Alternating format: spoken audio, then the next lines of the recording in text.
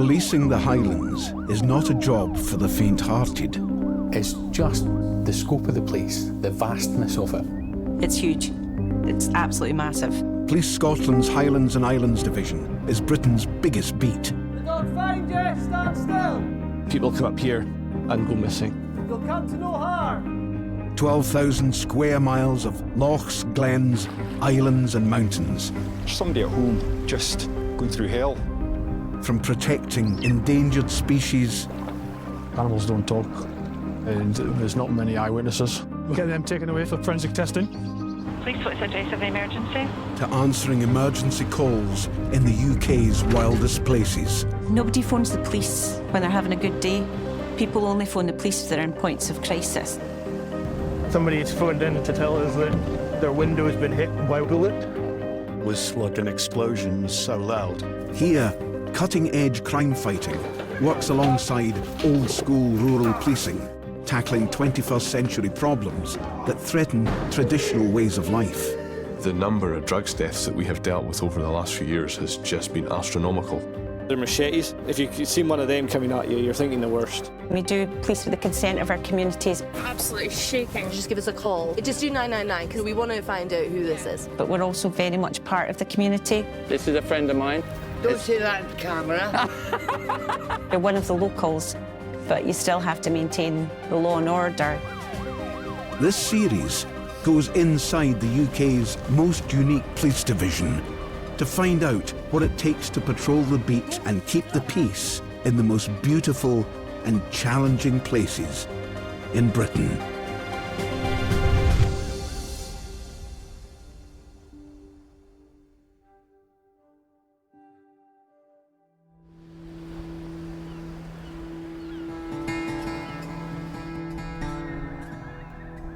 Highlands and Islands as a policing division is roughly the same size as Belgium. Of course, policing incidents happen everywhere across the area. You know, you can never guess where it's going to be, and quite often that response time can be, you know, an hour or more to actually get to the incident, let alone deal with the incident. The Outer Hebrides. Battered by the North Atlantic, this island chain stretches for 130 miles from north to south. The wind! What is going on? On patrol here today are Fraser Edwards and Lorne McLean. Control from 24 Bravo, that says Charlie Charlie 82. Stornoway is 3 hours on a boat to mainland Scotland, and sometimes that boat doesn't go. So we could be stuck here for days without a ferry. We are literally just in the middle of the Atlantic. It's going to be like it was yesterday, isn't it? Rain. The size of the beat we cover covers the 2 islands of Lewis and Harris. There's a population of around sort of 24 to 25,000 people spread over that. It's the 3rd largest island in the British Isles. It's a big area, and you could be anywhere in that area when the call comes in. That comes with obvious difficulties. Hello, you're through to the police. There's a car that's gone off the road. So it's one car that's been off the road, gone through a fence, and they've gone down the hill. Right. This urgent call is on Lorne and Fraser's patch. Yeah, could you allocate that RTC to ourselves? We'll attend. Caller states her husband is presently helping 2 females who have been involved in an RTC. Just one car which has went down a hill into a field and requesting police attend. Caller presently on holiday in area.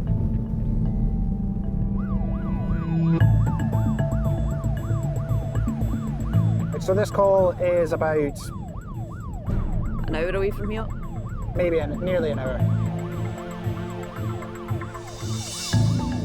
The location is on the Isle of Harris, 40 miles to the south, but Fraser and Lorne are the closest cops, so they're on their way.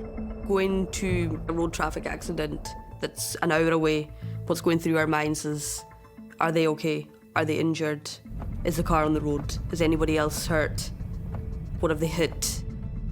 If there are injuries, is it likely that an ambulance would get there quicker than us, and it, would one need to be called? You're trying to build up as much of a detailed picture as you can about who's involved and what kind of state they're in. Lauren and Fraser need to get to the scene as fast as possible. But the route involves the kind of winding Highland road that can make for a challenging drive, even for the police. You're driving at pretty high speeds on roads that really were never designed to be driven anything like that. I've been to a lot of road traffic collisions on our islands roads. I don't think people realise maybe how dangerous our roads can be if they're not used to driving them every day. And rain, wind, that all plays a factor in our roads because we're so exposed to here. I would describe these conditions as poor. Yeah. We've got high side winds, there's a lot of surface water on the road. It's not ideal driving conditions by any stretch. Certainly at the time that this RTC came in, it was very heavy rain. Yeah, very heavy rain. That's a very polite high way of side winds. putting it. Lauren is making good time, but there's still miles to go. And they don't know how serious the situation at the crash site really is.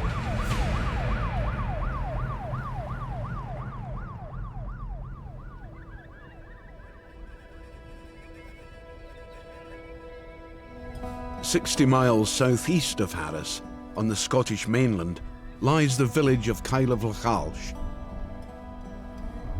Gateway via a famous bridge to the Isle of Skye.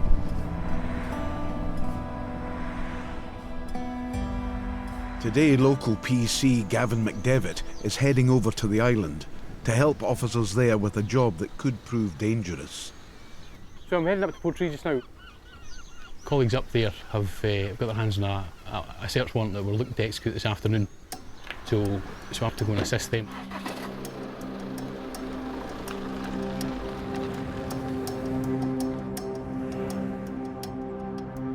A warrant for us is an authority to carry out an action given by the court. We basically have to convince the sheriff that the intelligence or information that we've got is credible.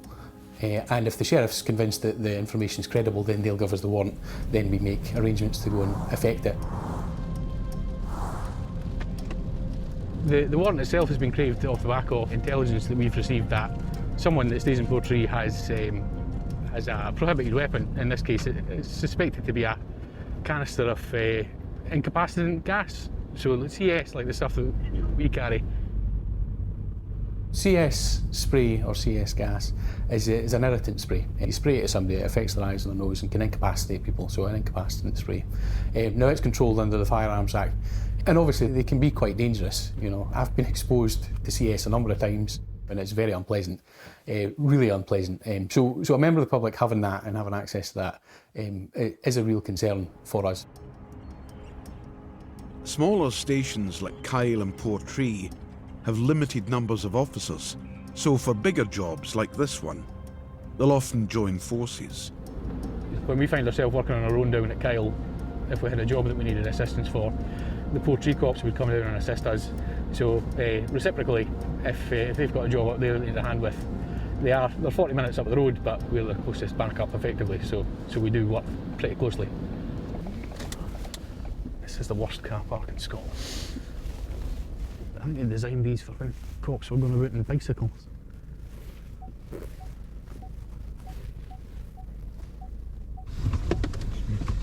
See what's happening. At the station, Gavin checks the warrant and gets kitted up. He's taking no chances. I'm one of the specially trained officers who's allowed to book out the taser as part of our PPE. You never know what's going to happen at a job, so while we've got access to it, we're as well having it. Particularly when we're out here and if we need backup, it can be quite far away sometimes. Also on the team are officers from the Operational Support Unit, or OSU, trained to force entry if necessary. We've got the 3 guys from the OSU who are assisting us. They're going to assist us with the entry. So there will be 5 conventional and 3 OSU. Resourcing a warrant's always tricky. Resourcing a warrant in the Highlands is extra tricky. If you're going through a door, you don't always know how many people are on the other side of it. And there is always safety in numbers. If the man does have CS gas, he may be unaware it is illegal, but his known profile means he's considered a risk. His involvement with social work who have identified him as distrustful of police, so we're not totally sure how he's going to react to us going to the door. The plan is, you guys going to go to the door first, go for a call out and see if he'll answer it. If he doesn't... Somebody could just lead us in so we get the right number. Yeah. So we know what we're getting. Well, if you guys go ahead, if you follow Leslie and Ali, and I'll follow mine, because I'm probably the most lost here. Yeah. Excellent. It's time to go. The team has surprise on their side. If there is evidence of criminality, they should find it. But they can't know how the suspect will react when they arrive, unannounced, at his door.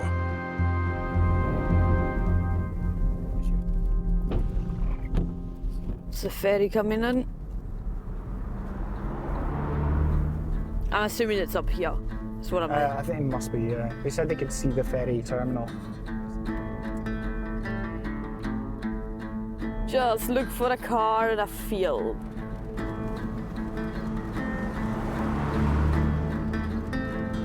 Ah, there we go. Oh, no. I'm going to stick the blues on. On Harris in the Outer Hebrides, Lauren and Fraser have finally reached the car that crashed into a field. That's a long way down. That is a long way down. Yeah, that's arrival at this RTC. So we're just speaking to the parties just now.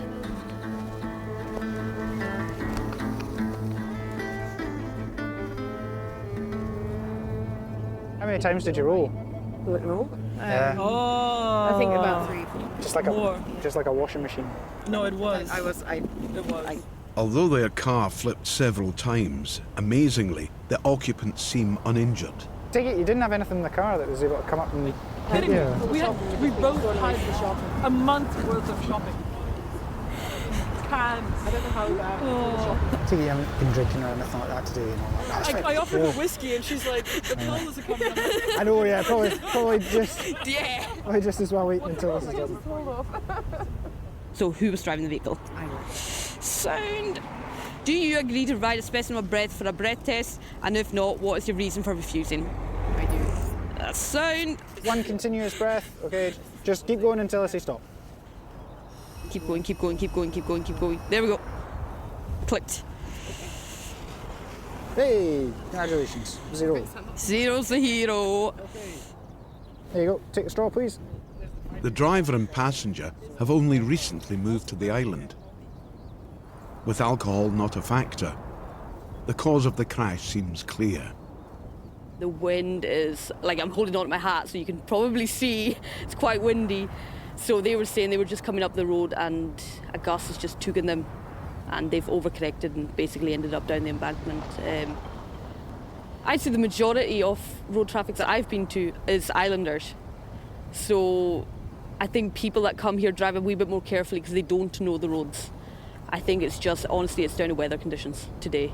It's so slippery. Even on our way down here, we were quite all over the place. So the fact that they've walked away with 0 injuries as well is amazing because it was quite a steep slope they've gone down. So I reckon it'll probably hit them what's happened in a couple of hours, but they were in amazing spirits. I'm glad you're okay, because that could have been quite an ordeal. So if you start feeling like stiff or anything later on, seek medical attention. You come to these things on this island, they look pretty bad because they can go quite a distance off the road because there's quite far drops and everything, but the ground is pretty soft, there's no trees. So, you know, provided your car's got a decent safety rating, you're generally okay. But I'm sure it's probably been quite frightening for them. That's some drop, to be fair. Just luckily it wasn't a couple of metres down the road or they'd have been in the sea.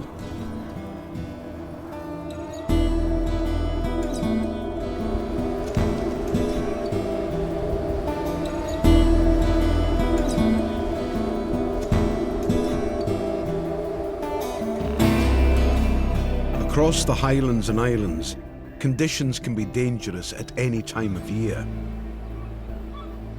Orkney, off Scotland's north coast, experiences some of Britain's wildest weather. Today, Sergeant Simon Hay is on his way to what sounds like a possible drowning. The witness has actually been sat in his car when he's noticed the male inflatable dinghy fly past his car. That's when he's noticed that he's come out the boat. The information I've got just now is that we potentially have someone in the water. They're not local, there's 2 of them, so as far as I'm aware we've got officers on scene, we've got Coastguard, and we've also got ambulance. Orkney is an archipelago made up of around 70 islands, 20 of them inhabited. It has a population of 22,000. Tourism is big business, but it can be a challenging place for a holiday. Orkney's really well known for folk wanting to come up and fish and want to come up and sail. We get a lot of people that want to come up and dive, and people forget that just because they're deep sea divers in the Mediterranean, it's lovely weather, usually a little bit warmer, but our waters are rough. They're really, really rough. It's just a completely different water. We're quite a flat island, there's not that much protection from the wind there. So we can have the 4 seasons in one day, but sometimes in Orkney it can go from beautiful blue skies to just really, really strong wind really quite quickly. The location is a small loch at an exposed spot close to the sea. Most of Orkney's emergency teams are already here. Yeah, that's received, that's me just here now. There were 2 men involved in the incident. One has been taken to hospital. The other has died at the scene. There are 2 boys up there, and they were fishing? Well, they come, and his mate, the one that's like, says, I can't go eating that. So I want to go fishing. I'm not much of a fisherman, but... No, I wouldn't go eating that, and I don't know the first time we were fishing either. Yeah, so at this time it does just appear to be a fishing accident. I've spoken to Willie about the boats and whatnot, and we'll just get a quick couple of snaps of the boats and then we'll seize them as well. Simon now has an investigation in his hands. This looks like a tragic accident, but it's crucial to determine the exact cause of death. I've been involved in far too many boating accidents from people's lack of experience or knowledge of our waters. Anything that you go to with a death, you're wanting to make sure that you've done the best for the family initially when you're dealing with the evidence, because perhaps if there's no witnesses, then they're relying on you being the ones to tell them how their loved one died. You set it down, will it blow away? Or let it blow about?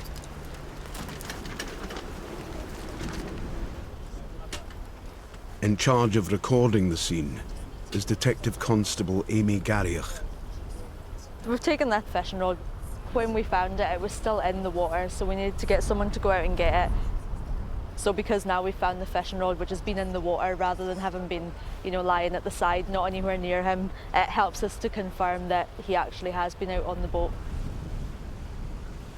This is where the boat had launched from initially, and the boat was also later found in the field behind here. So I've just taken some photos of this area, so that basically we've got a better idea of where everything's been at before we've got here and how things have happened. The weather conditions today, obviously, it's not the best here. The wind's coming in this direction, so it does make sense why the boat's come back this way. It's quite a light boat, so it wouldn't have been very difficult for it to have been blown back over here. Fatals are just the worst things that you can go to. Anything to do with people dying is always really emotional. With all the evidence gathered, the police can leave the scene. They've got the boat. Emma's going to do door to door, and I think we're all stand down, good to go. Rod's going to go in my car. We always plan that we don't have any witnesses. We've That's why we seized everything, to see if we can actually figure out what's happened. In something like this, if there was no houses at all, then we're kind of knackered. But I'm hoping that one of them will at least seen them on the boat. But it's the challenge. If there's, you know, if it's something's happened in a street, then there's potentially loads of eyewitnesses. But if nobody's seen anything else, which is what I make sure that we cover everything. You've got to kind of desensitise yourself a little bit to what's going on, because you treat the body as a locus, and we're looking for anything that how this person came to pass. If there's anything immediate, like injuries, marks, whatever it may be, and then we'll look into this person. We'll look into their history, to their medical background, to their knowledge of fishing, to how good their boat is. You know, if their boat's seaworthy. There's just a multitude of things that we'll need to kind of capture. Right there and then, you're focused on doing the absolute best for what you need to do. We do see some pretty awful things and have to deal with some pretty awful stuff, but as long as we're all really good at speaking about it now, and speaking about emotions, and we're all trying to be emotionally aware, and the way that things affect some people might not be the same as someone else. Back at the station, the man's belongings are carefully recorded. Until the cause of death is established, they'll be kept as evidence. Then, they'll be returned to his family, and this tragic case will be closed.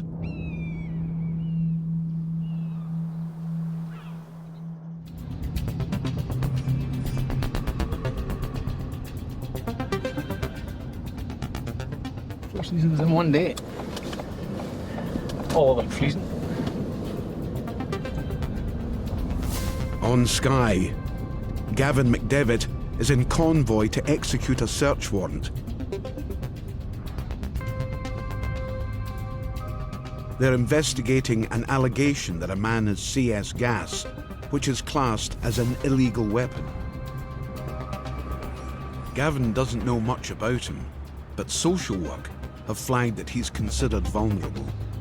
You need to take his vulnerability into account while we're doing it.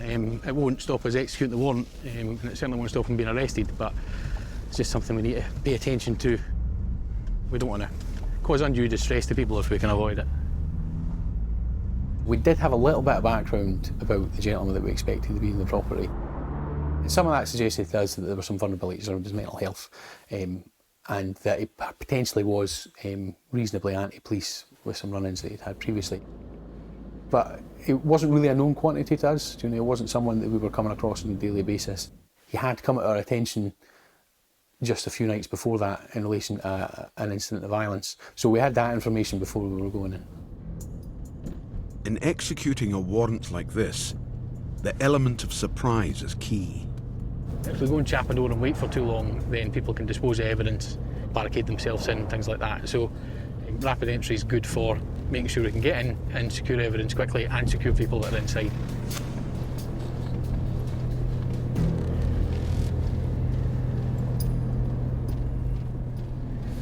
When we're working in a community like this is, you never really get the element of surprise. As soon as a couple of police cars show up, everybody knows about it.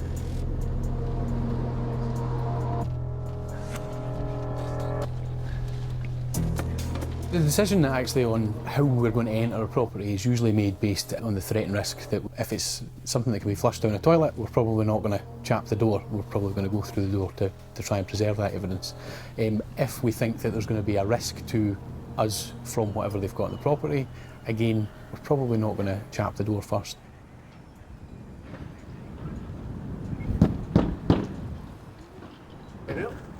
Can't see anybody. With no immediate answer, officers secure the back of the house, while the specialist team is given the go-ahead to force entry.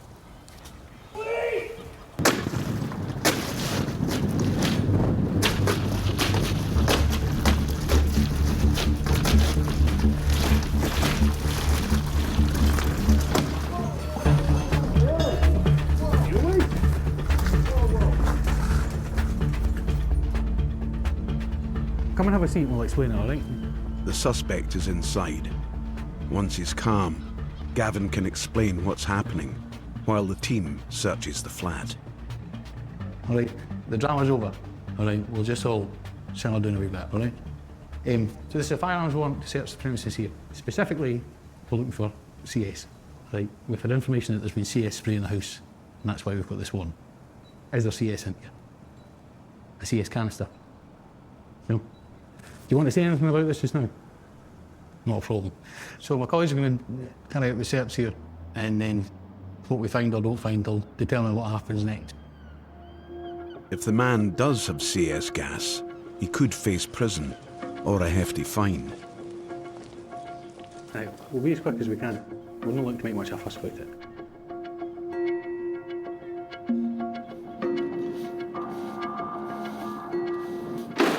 After a thorough search, the team uncovers no CS gas.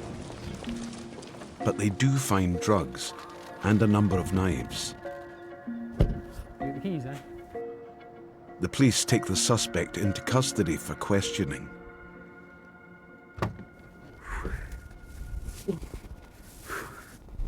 Just in time for the weather to turn. The searchers, they turned up. Any firearms, there's no trace of any CS canister in there.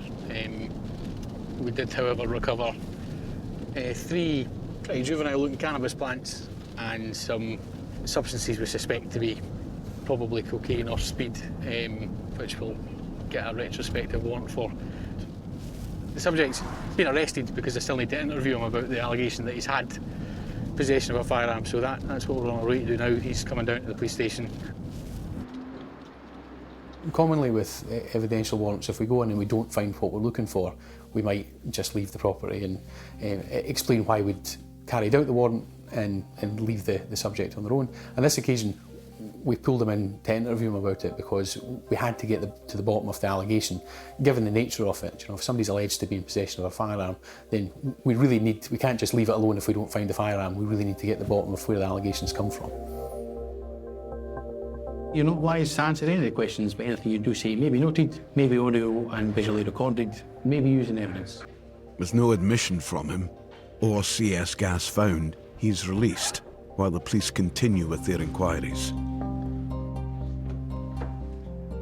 And actually, a couple of days later, he was arrested in Portree carrying a knife, and that was based on the intelligence that we received from doing that warrant, because we knew he had possession of lots of knives and weapons, and the likelihood was that he was going to be carrying them about, which it turned out to be. So, well, we didn't get a can of CS. What we did get was intelligence that did lead to an arrest.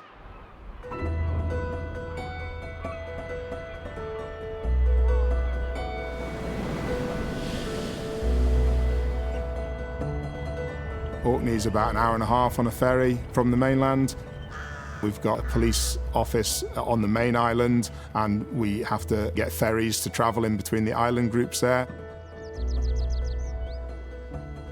It does take a certain type of person to live and work here, so often there's a strong family bond to an area. They've grown up there and they know the community. So we've got, right here is what we call a blackening. So this is an Arcadian tradition.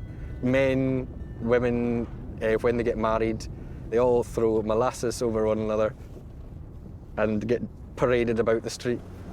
In Kirkwall, Simon is back on patrol, watching over the community where he grew up. How we police up here, we're policing by consent. We need the public on our side. We need the public to help us.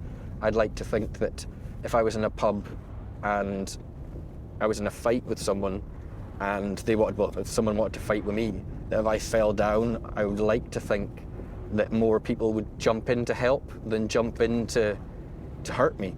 So once we get into big crowded situations, you really are relying on the fact that they know I'm not just Sergeant N0407 Simon Hay. They know I'm Simon.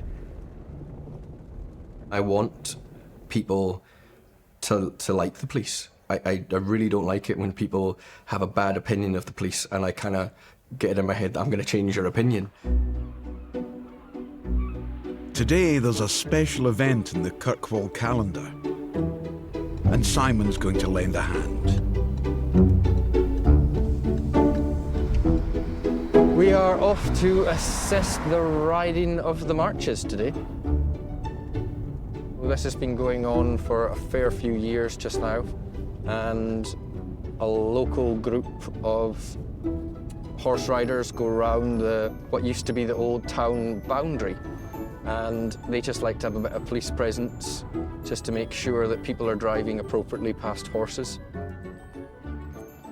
People don't appreciate that when you're up on a horse, you're quite vulnerable, and that despite the fact that horses they're really well trained, if someone zooms past them and they buck and they knock that rider off, then that could potentially kill them. Up to 100 horses and riders from across Orkney take part each year, including plenty of familiar faces for Simon to catch up with. Let's go hobnob.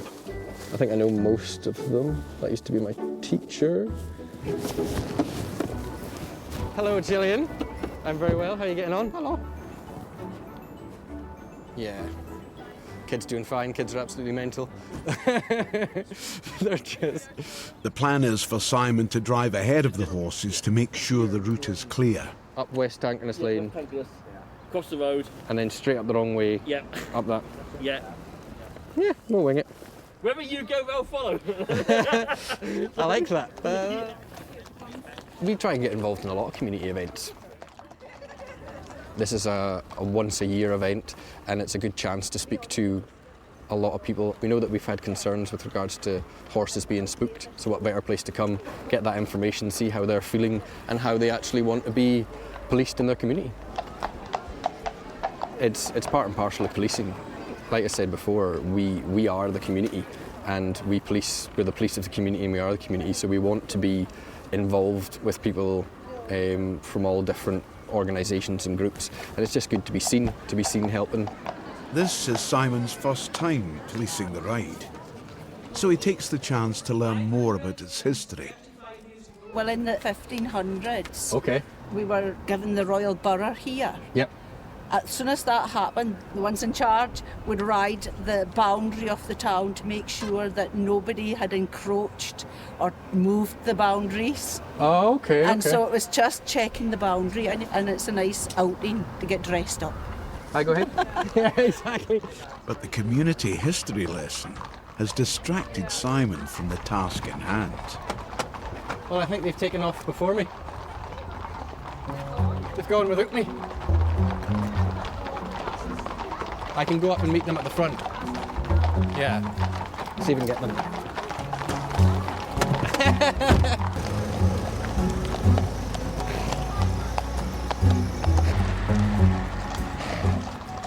Alright, so we got the ride and the marches going past, so just make sure you keep your speed down once you go past all the horses, mate. Spot on, thank you.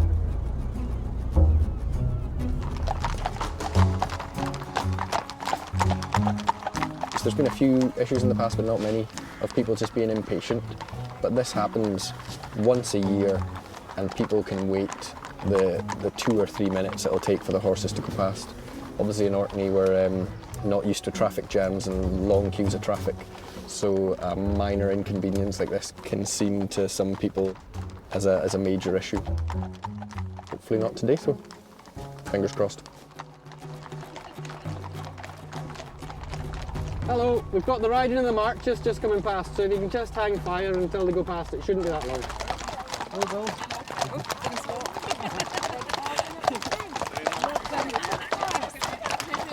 As far as I can tell, everyone stopped, everyone seemed to be in good fettle, everyone did what they were told. Apparently it's yodel law, that all the horses' feet have to go in the water. So I'm learning a lot about Orkney that I maybe should have known, but I do know now.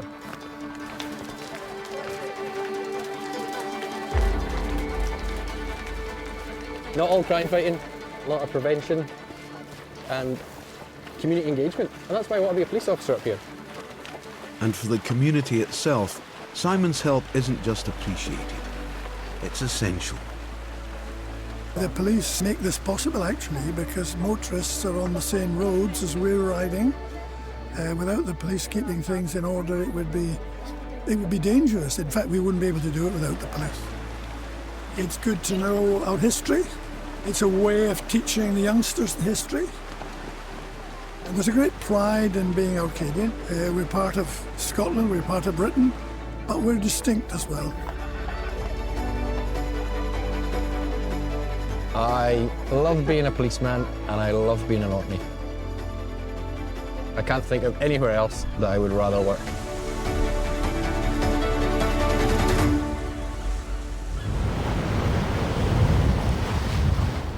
In the outer Hebrides, an Atlantic storm is coming, with winds of up to 100 miles an hour. A really bad storm on my Lewis, and the sheds have just blown into the middle of the boat. I'm phoning from Lewis Castle College in Stornoway. Right. There's a big tree came down on the corner of the main road. The weather's awful here just now, and we've got a 12-metre polytunnel, and it's just blown away. So there's just what damage it might do elsewhere. No worries, we'll be there shortly. On the front line on the Isle of Lewis are PCs Ross and Aileen. We are one of the first places the Gulf Stream hits off the Atlantic, so we normally get hit hard. We're always the windiest place in the country. Wind speeds reaching nearly 100 miles an hour. That is quite uncommon. This storm, Corrie, is piling pressure on the already busy police, and on an island, extra backup is simply not available. So it's all hands on deck. Custody supervision in the station. We have a sudden death up on one side of the island that requires a locust guard, so there's officers there. It's still only 7 o'clock or something like that, so we are really stretched at the moment. My friends are texting me being like, be careful out there. Yeah, I got told well to be careful.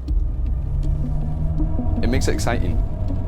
We're getting to go out and see what's happening. There's a tree on top of that vehicle that's over there. We'll go check it out. Got a poor van over here that's been demolished. It's been totally demolished. Control 241.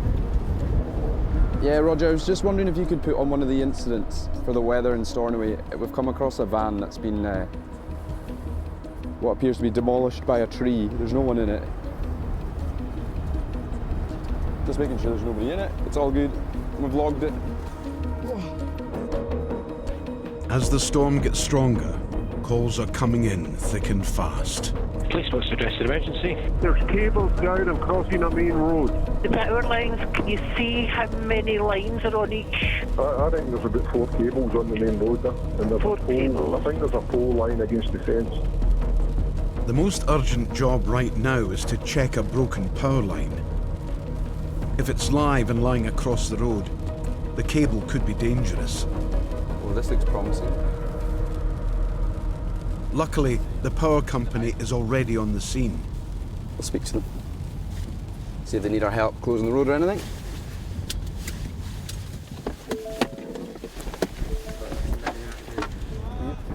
One of those nights, is it? Oh, it's going to be one of those nights. Are you needing a hand from us or anything? We're okay that we've cleared the wires. Our tree uprooted. Thankfully, it fell away from the road. Away from the road, aye. The field there took all the wires with it, so. We might have a look at it anyway. We'll have a look over. A tree has come down. So it's dragged the cables, but it's gone the wrong way, away from the road. So, thankfully, it's just the houses that are down, the power-wise. Happy the tree and cable are safe for now, Ross and Eileen can move on to the next urgent call. So you can just see here, SSE have actually cleared the cables away from the road. They were live cables, and you can see here this tree is uprooted. We're getting called to things because they're dangerous. Of course, that's exciting. That's fun, and you don't really think of it being dangerous. I think you think of it just being as part of your job, so you just go and deal with it.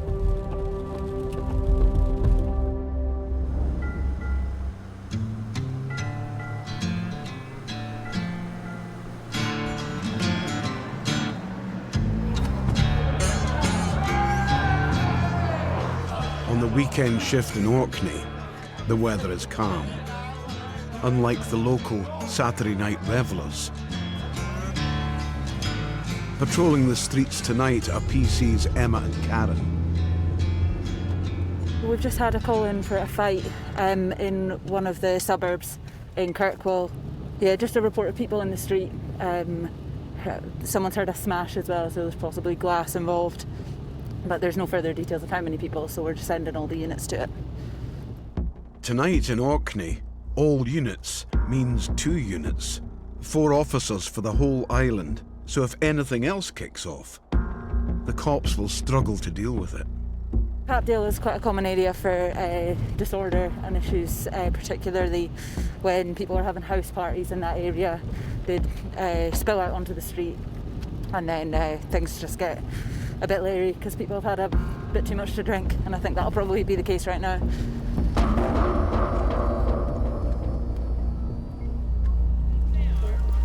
What the hell's going on here? A woman is called to report the sound of a fight outside her house. Did you witness what happened then, yeah? Well, they were all fighting out here, and then when we came out, we went out that side of the flag so I could nose and be nosy, and then just seen them all leathering. Was there a group of them then? Oh, there was about 20 of them. There was, honestly, there was about 20 odd anyway. In the post-fight chaos, it's unclear exactly what happened. Karen and Emma have to work out who saw what and who's to blame. Are you getting a statement from Yeah, we've got this boy's been jumped to here. Bad to say there. I wouldn't say it. I say it is my own fault. Quick statement from her. He's going to get a quick statement now. Yeah. Kirsten in there, so she's saying something as well. A statement from her? No, we just need to get a statement from her now. I would get a woman to do her statement. Yeah, It's better. Yeah, that's fine. I'll just take you over here, okay? Aye, no problem. I'll just go and speak to her. Are you alright? Yeah. Just a wee fright, yeah. You've got a little bit, and we'll get that looked at. You grabbed me by the throat. What are you on about? Calm down. I am calm. Yeah. Oh. But it almost bottled me. If it wasn't for Colin grabbing it, I would have around the back of my head. And when did this happen? About 10 minutes ago. He ran at me with a bottle. 10 minutes ago. Did I run? Yes, it was. No. Guess what? I know you weren't. You guys weren't here. And guess what? I got 3 bottles thrown at me when you were running at me. Because every bottle you had almost hit me in the head. I didn't hit you any bottle. I didn't throw any bottle at you. Calm down. Sorry. Right, sit down. Sorry, I'm not gonna. I'm trying not to get guys. I will say to that is lies. Like, I didn't have any. I was just over here. I just saw like everyone start punching each other, and I walked away and my friend walked away with me just to calm me down because I got really angry. Yeah. Because I don't like seeing people get hurt. It's like my worst nightmare. Okay, so it kind of kicked off from an argument between you. Yeah. Okay. Do you remember what it was you were even arguing about? The witness accounts are muddled, but then someone reveals that they filmed the fight on their phone, and the police have the suspect. All right, you're under arrest, fella. Okay, you're under arrest for assault.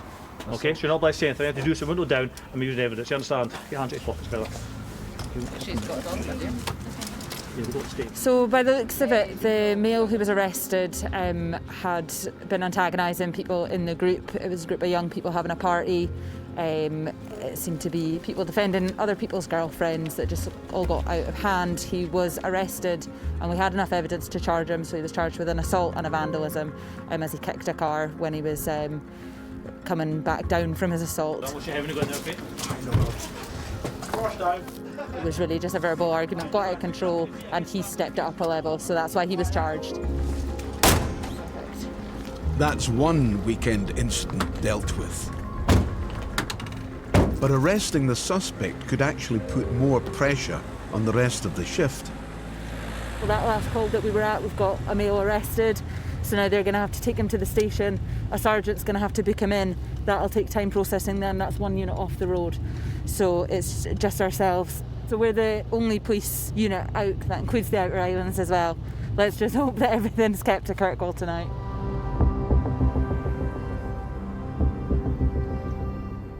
150 miles south in the capital of the Highlands, Inverness, conditions are calm but very cold.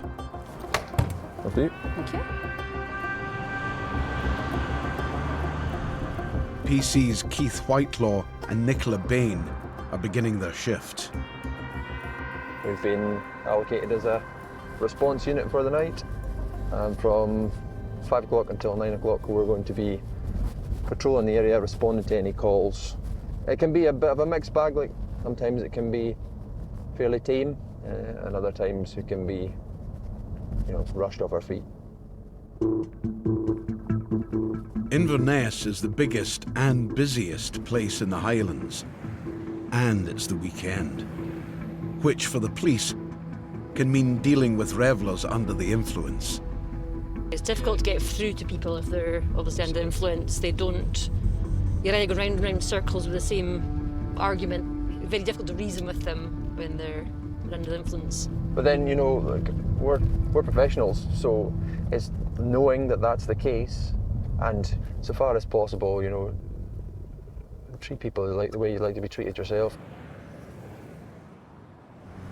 But on any response shift, the rule is to expect the unexpected. Yeah, go ahead. Would you be able to take the payphone at Coronation Park? I had a 999 call, sent an email, possibly able to call out a child, and she says she needed help. There's no answer to the phone. Are you able to take the make sure there's nobody there that's processing? Yeah, will do. Okay, thank you.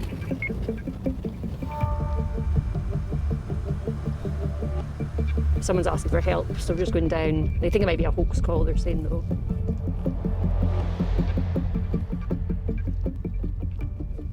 The frequency of kids phoning from that phone box is quite high, and they think they heard kids in the background.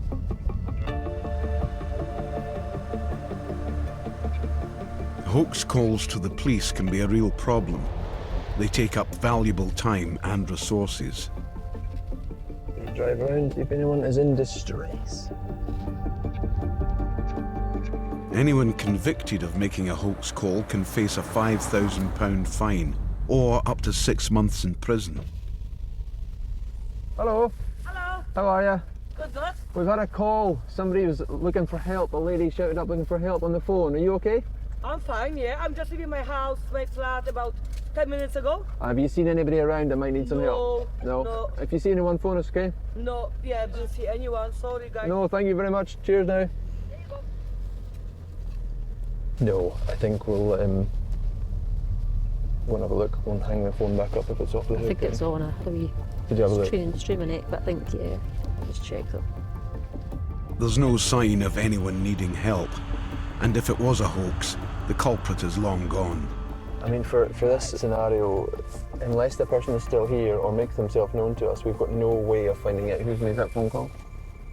If somebody is genuinely in distress, the phone is back.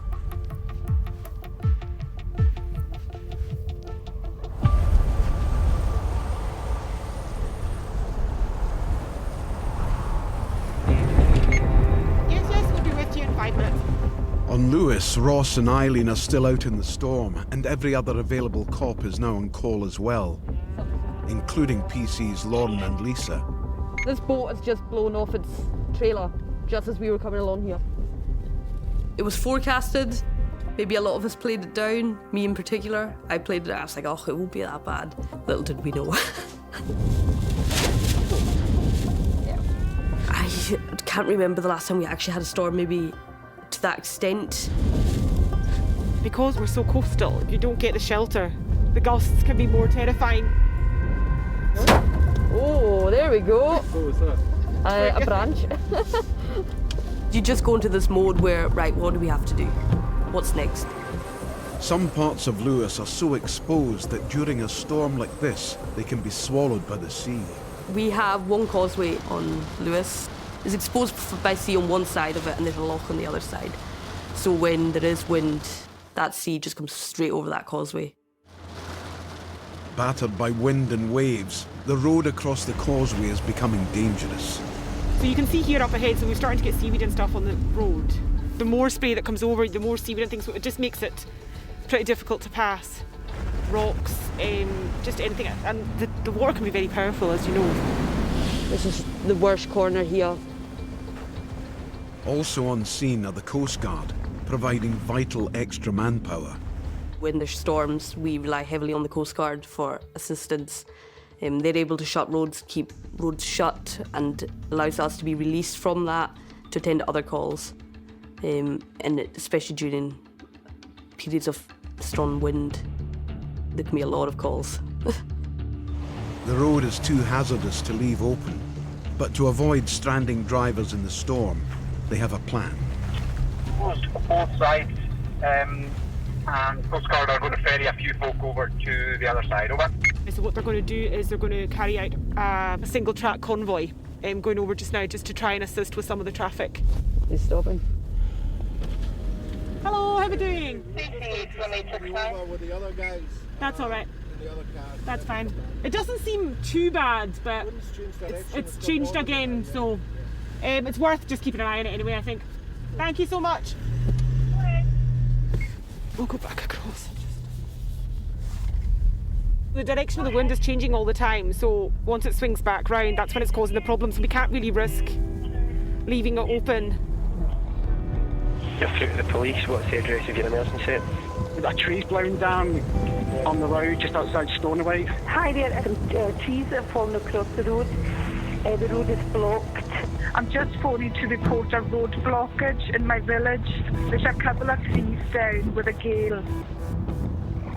We need to move that because that's right on the corner. Across the island, Ross and Irene are going to deal with another fallen tree. But before that, they run into more storm damage, putting lives in danger. A large gate has been blown off its hinges and onto the road. So what I'll do is I'll speak to the council as well and let them know it's here. Good evening, Farah. Hi Farah, it's Ross from the police station. How's it going? Oh, don't tell. Not a great day at the office, is it? We've moved it off the road at the moment, but in case it blows back, it might be. Okay, see you later. Cheers. You can hear the sirens going off in the background of her call. She's had a busy day. Further down the road, they run into something that will take more than muscle power to shift. So this is a big tree that's down.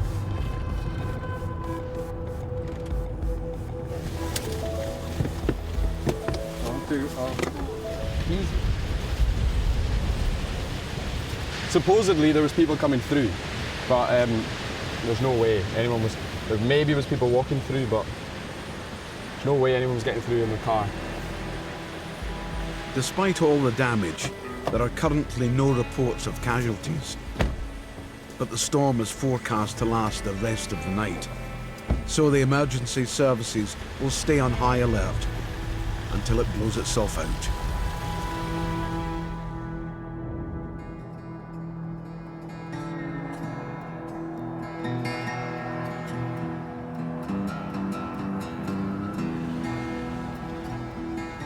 Oh, that's nice. Oh, it's I was nice. getting too hot there. I've seen us like too many layers have been indoors. In Inverness, the temperature is now down to 0.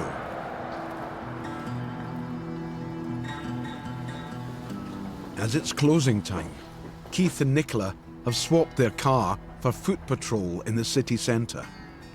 You've got your revellers and party goers and people in nightclubs, stuff like that. Hopefully everybody's merry, hopefully everyone has a good night, everyone's peaceful. Quite a lot of good feeling as well. It's not just all fights and breaches of the peace, but it's good to be out and about. Yes, okay. Take care. Ta-ra. Being on foot makes it easier to do the rounds of the pubs and clubs. What's your closing time tonight? What are you planning? 3 o'clock. 3, unless it just completely dies off. Fine. Right, take it easy, boys. Ta-ra. If I get on film, I'll be on the telly. Depending how good your crack is. You having a good night? Keep an eye on the quieter back streets. Have a wee look round the back. Yeah. And even check the local graveyard. Been before, when people have been round here. I think just because it's open, it's a kind of place that can attract people to come in. All is good. Hello, police. Hello. Back on the main street, Keith spots something that's a real cause for concern. You okay? Are you just having a sleep, or? Yes. Are you from here? Right. Do you live here, or do you live close to here, or? Are you homeless? No. You're not homeless? It's an elderly man. He seems disorientated. and it's freezing. I'm not hurting anybody. No, I know you're not hurting anybody. We're just here to see if we can help you. Because you're lying on the floor and it's -1. Have you been drinking and are you feeling a bit sick? No. So you're not from here, you don't stay here. Well, yeah, right. What's your home address? Have you got any ID? Thank you very much. Did you miss your bus home? Were you supposed to get a bus or something? Yeah, that's what happened. And because you were drinking, you've missed it, is it? Yeah. So where do you live? No, I'm trying to think. Okay. Okay, take your time. Fort William? You live in Fort William? Well, we're going to struggle to get you home in Fort William tonight. It's a fair trek away from here. Yeah. So what's your plan? Are you planning on sleeping on the streets tonight? Yes, but I've got money to pay for it. You've got money to pay for a hotel? There is a hotel just around the corner. Just over there. Do you want us to help you with your stuff? Yes. Right, brilliant. There's your card back. Will we get you over to this hotel? Good idea. Come on then. You want a hand up? No problem. You sure? Right, come on then. Up you get. This is all yours, is it? Yeah. See if we can get you a room in this hotel. You've got plenty of cash, have you? Yeah. Right, come on in then. That's him in there now for the night. It'll be a bit warmer now because it's 0 degrees, lying on the cold concrete where he was. I asked him if it was something he did was sleep rough often, and he said no, it's not. So I think it's possibly just a case of he's had too much to drink tonight, and he's laid down in the first place. He's come across, it was quiet, so I mean that's why we would never just walk past that. That's somebody that's needing our help, whether they know it or not. The motto of Police Scotland is keeping people safe. Sometimes that just isn't possible. But tonight, Keith and Nicola might have saved a man's life.